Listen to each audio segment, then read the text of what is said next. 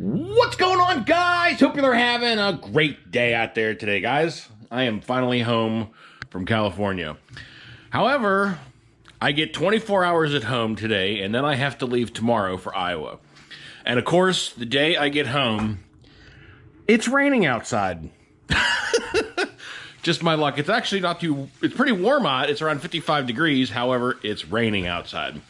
So while I'm home here for my 24 hours, we're going to get the XMAXX fixed up. From the last bash video you guys seen out there in the snow with this thing, I did have a few breakages. I mean, it took some nasty, nasty hits, guys.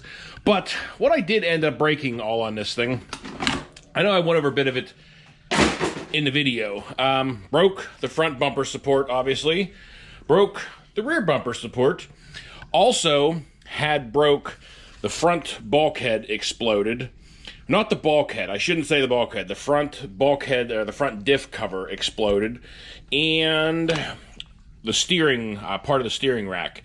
Part of this side down here on the passenger side. I'd already got those fixed up before I had left on my trip out there to Super Bowl. But the rest of the parts, while I was out there in Anaheim, I picked up, which was the front and rear bumper supports, along with the front tie bar mount, because this is one piece I'm still missing. That the front tie bar mount that mounts underneath the front skid plate there is still busted. So I'm going to get the XMAXX fixed up today and get this thing back in one piece. She took a pretty good beating out there on that last bash, guys. And, you know, all in all, she held up really well. I did do a modification to this thing.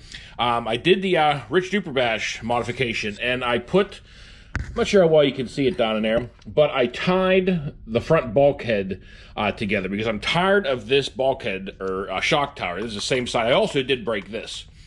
The passenger side front shock tower once again. So I did a little modification, talked to him, and got those tied together with the steel plate on the front and the back with the longer bolts pulling that whole thing together. So I got that in there. Hopefully don't bust this thing as much now, but we're gonna go ahead and get the rest of the parts fitted up on here and get the XMAXX all back in one happy piece again, so that hopefully when I come back home again, we got some decent weather, we could take this thing out for a rip, and many others. I got so many things I want to go out and run. I haven't got to go out and run the new Creighton XL yet, which I'm really excited about taking that thing out there.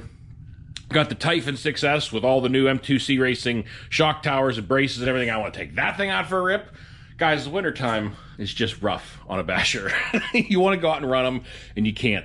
Also, guys, this is going to be in a separate video, but I want to send a big thank you out to 3D RC.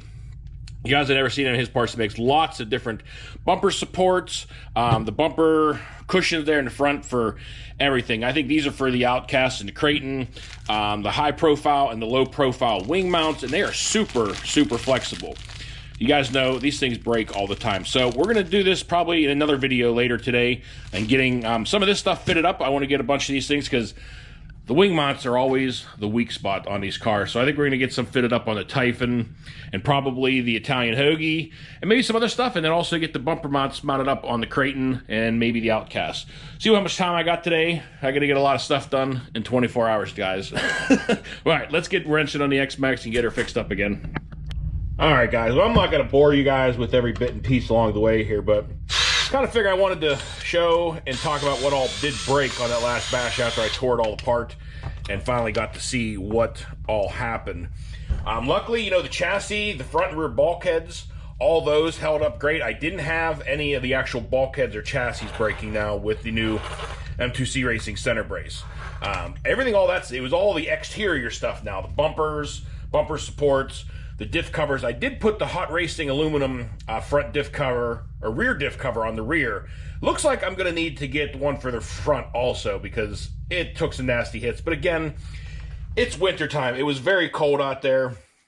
And you're going to have a lot of plastic breakages that you normally wouldn't break on an average day, on a warm day, should I say, happening out there in the cold weather. So no big surprise. I'm expecting it. I know it's going to happen. You know, the cold weather is really hard on the cars for sure. But we're going to go ahead and get the front and rear bumper supports mounted back up, and I'll bring you guys back when we're done with that piece. All right, well, we got the bumpers This is the straightest these bumpers have been on this car for a while, because even the ones that are on here that were broken were so bent and twisted up, as you can see. But we've got the new bumper supports on there, so now all the bumpers are held on there. Next, we're going to go ahead and get the bottom tie bar mount. I was going to get the aluminum version of this thing. I tried to see if they had it in stock out there. They did not at the hobby shop. And when I was looking around ordering it, you know I probably should have just pulled the trigger and spent the money on it. I mean, the stock one's $6. The aluminum ones I've seen ranging anywhere from $30 to $55. If I break this again, which I'm sure I will, I'm going to do the aluminum one next time, because I know Rich and a bunch of guys, have already put the aluminum ones on these that have been having this tie bar mount break. So I'm going to stick the plastic one on there one more time. When it breaks next time, I will do the aluminum. But I just want to get this thing fixed up and operational again. So we're going to go ahead and stick the plastic one on here and get her back up and running. All right, I'm going to go ahead and get to this assembled. I'll bring you guys back and show you what it looks like down there. All right, guys. Well, taking this thing off, I pulled the front bumper off, the front skid plate. You lift this up, and as you guys can see, well, there's the rubber support. I got this thing that has seen better days. It looked like it was even worse when I first looked at it the first time, but at any rate, this is what happened. It split it in half, but the bulkhead itself stayed in one piece, which is really nice to not have to change the bulkhead out. So I know the center brace is definitely helping, because before I was constantly breaking the upper or the lower bulkhead, and it gets really annoying changing these things out all the time. So the center brace is definitely doing its job in protecting and helping to support the front and rear bulkheads, because those are not breaking.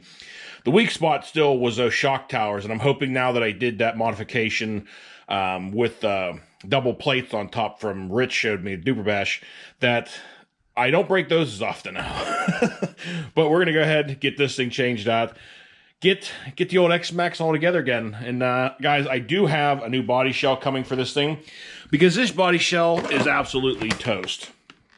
The whole back of it is completely caved in, and she's seen better days. I will not, or will I ever, do shoe glue and drywall tape on a body again. Number one, it's entirely too much time, too much work, and too much effort into protecting a body. And honestly, I didn't get that much more life out of it for the amount of work put into it. So I'm going to continue to do this modification with all my bodies. It's far easier, far quicker, and it probably helps about the same amount. The old Flex Seal tape. I've been coating the inside of the bodies with this stuff, guys, and it is working awesome. I did it to the inside of the new Creighton XL body, and this is what I did, just supporting all the normal areas that tend to break and start putting stress on them. So I coated the inside of this thing, and that's going to be my extent of body protectors. But anyway, guys, I'm gonna go ahead and get the front tie bar mounted up on this thing, and I'll bring you guys back in a moment. All right, everybody. Well, I think I got everything fixed up on the XMAXX again. We got the new front tie bar mounted up in there, and I don't think there's anything else broken. That was the mark from the stop sign hit you guys seen in the last video with this thing.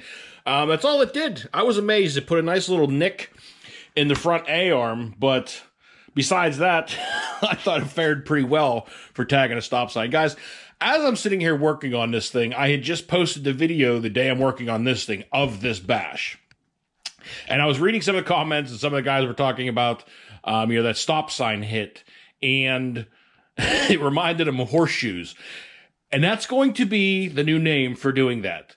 Anytime you tag a pole and you get that boing noise, it's going to call a ringer. So we hit a ringer with the XMAXX on the stop sign.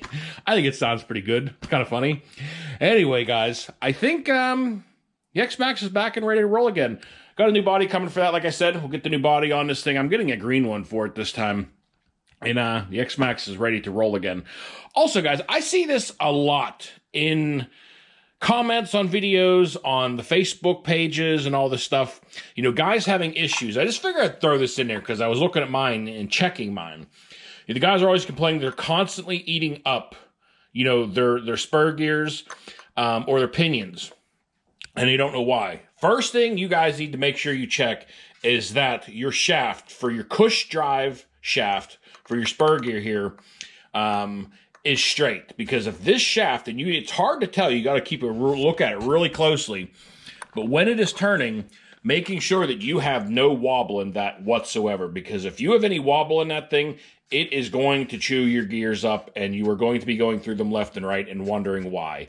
And that is usually a huge culprit of why you start chewing apart your pinions and stuff, is because your cush drive shaft is bent, and it'll just start chewing all that stuff up. So keep an eye on that thing, guys. Make sure, it's not straight, or make sure it's straight, and, you don't have any issues with that thing. But anyway, guys, I think that's going to do it. We got everything fixed up on it. Before I had left on the trip, I had gone over and replaced the steering link, and kind of looked over this thing to see what other parts I needed. And it was kind of nice when I went to that hobby shop, Ultimate Hobbies out there in Anaheim. They had the few other parts I needed. So XMAXX is back and ready to roll again, and ready for some decent weather when it's not raining or 5 degrees outside. Anyway, guys, I hope you guys enjoyed the little after bash video of the XMAXX and what all happened to it. I was glad I didn't deal with any broken bulkheads or anything like that, because that's been the biggest irritation, is breaking the bulkheads on this thing and having to tear everything down. So not too bad for a very cold weather bash day.